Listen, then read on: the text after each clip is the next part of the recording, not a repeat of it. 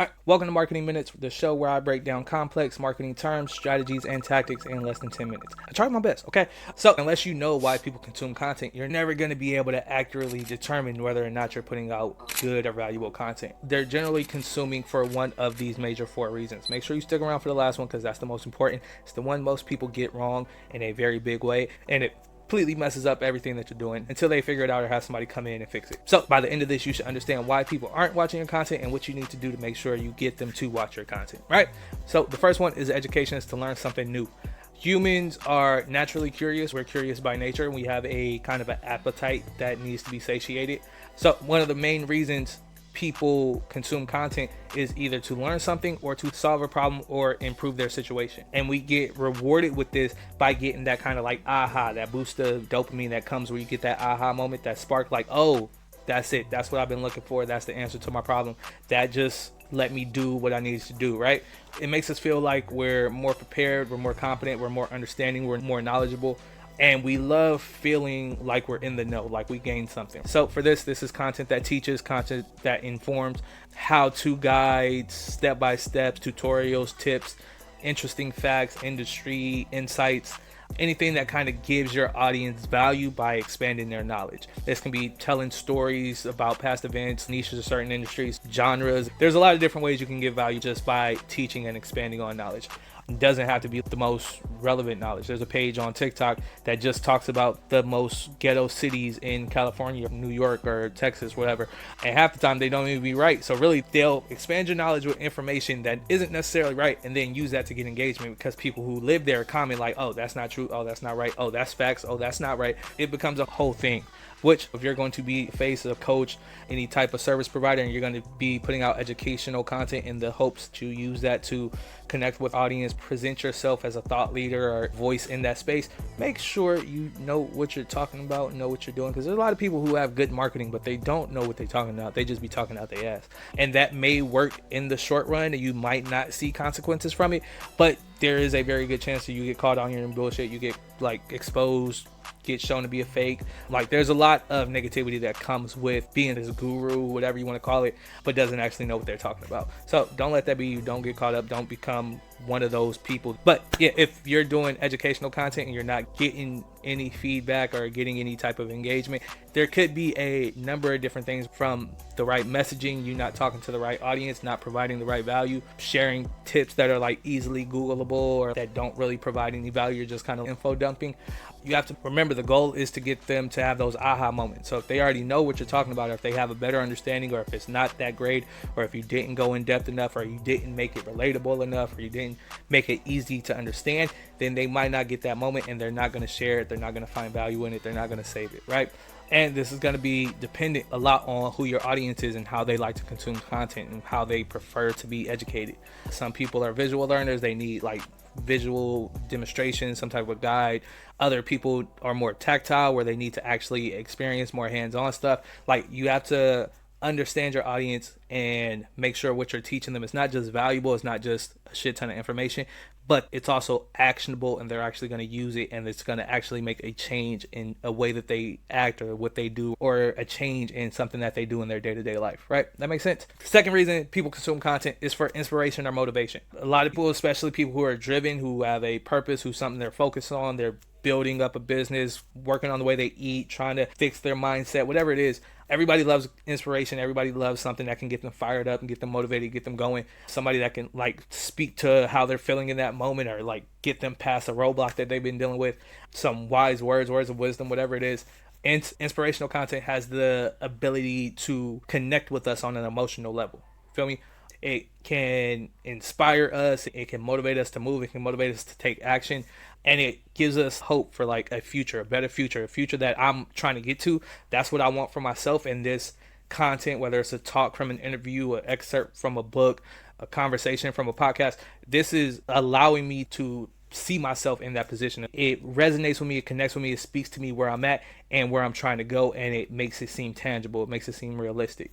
Psychologically, I'm pretty sure seeing someone else achieve something or overcome a challenge, it creates a spark in us. It kind of creates a spark in our mind, whether that's out of competition or wanting to improve, wanting to be better. but it taps into our inner desire for self-improvement and meaning to life. So consuming a powerful story, like a really motivational story, something that was transformational, a quote, a message, a speech, whatever it is, it can help us to feel optimistic, uplifted, and more eager to like go after our goals, right? So if you've been putting out this content, you aren't getting any feedback, or you're not getting views, or not getting interaction, it might be because you're not tapping deep enough into some type of emotional connection. You're not tapping into something that's going to strike somebody or move somebody. Maybe the quotes that you're getting or the clips that you're pulling out from the podcast, maybe they're not as inspirational as you think, and you might need to make an adjustment with that. If this is you, send your content out. Send it out to a friend, a colleague, an associate, somebody, and ask them how they feel about the content, how they feel about this piece, how they feel about what's being said. How does it make them feel? And if they say cool, whatever, then it's probably not that good. They might just be nice. But if they tell you, oh, this is amazing, this really touched me, I almost shed a tear, that's the kind of stuff you want to go for. And it doesn't have to be that every time, but the more you're able to tap into that emotional aspect, the better your inspiration and motivational content is going to do.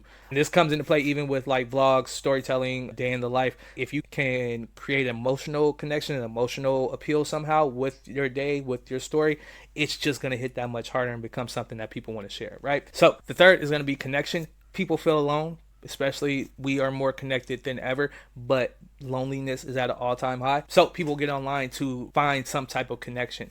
And that looks a lot of different ways for different people. For some people, this is arguing in the comments. For some people, this is being in the Discord, hopping on live. For other people, is going live on TikTok, creating their own light little show. Like, there's a lot of different ways you can do it to not just be the person that puts the content out, but also to kind of like find that community out there.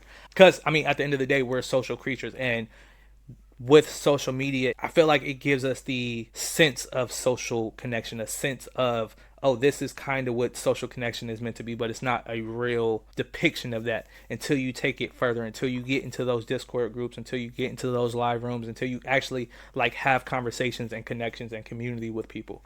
We are wired to connect, and now that we're in this kind of like digital world, digital space, people are connecting in different ways.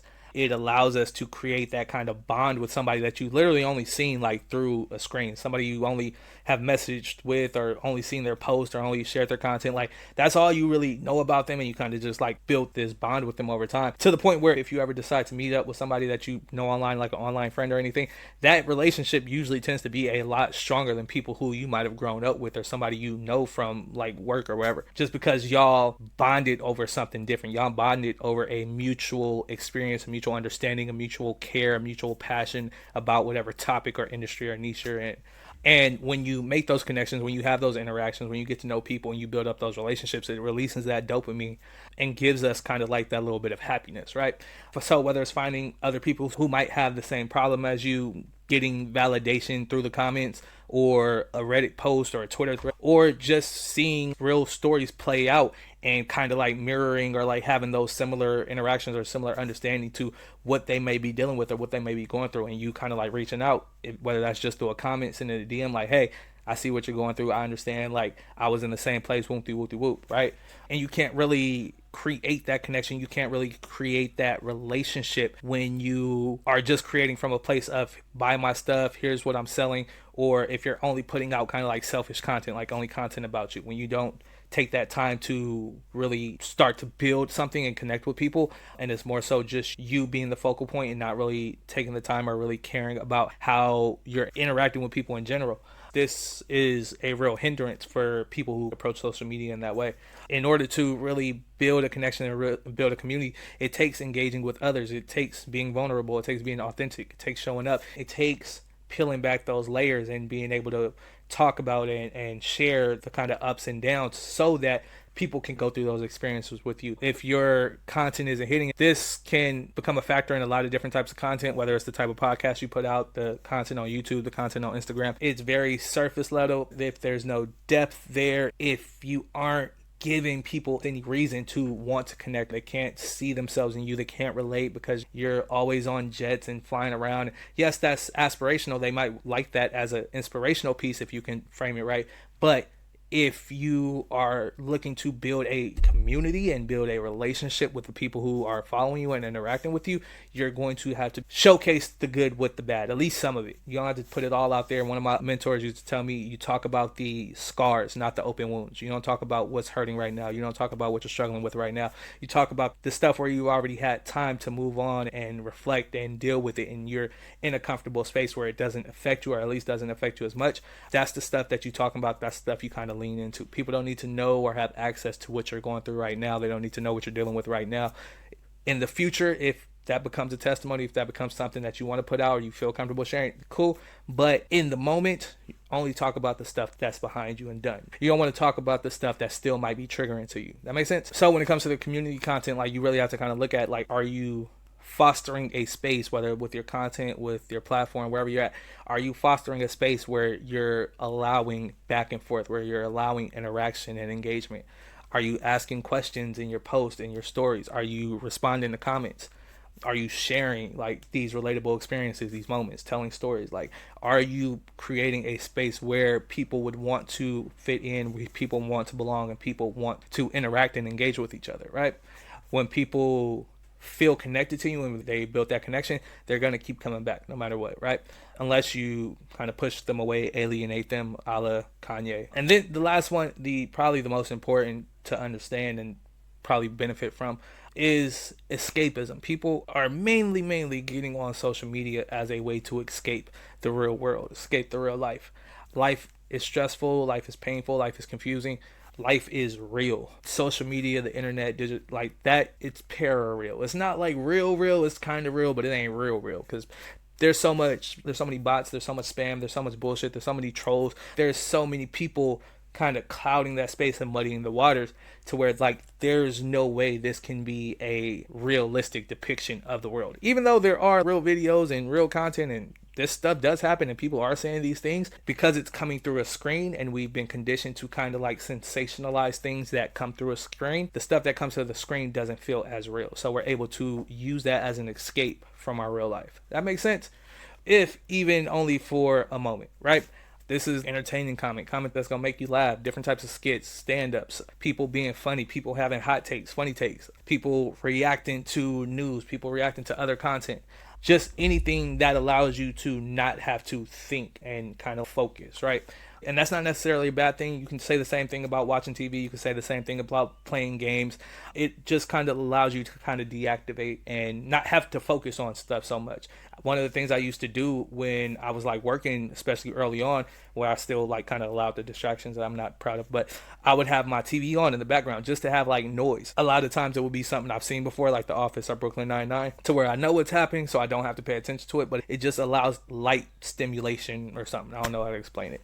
This has been shown to reduce stress and release dopamine, so it only makes sense that if we have it in the palm of our hands, we're going to continue to use it as much as possible.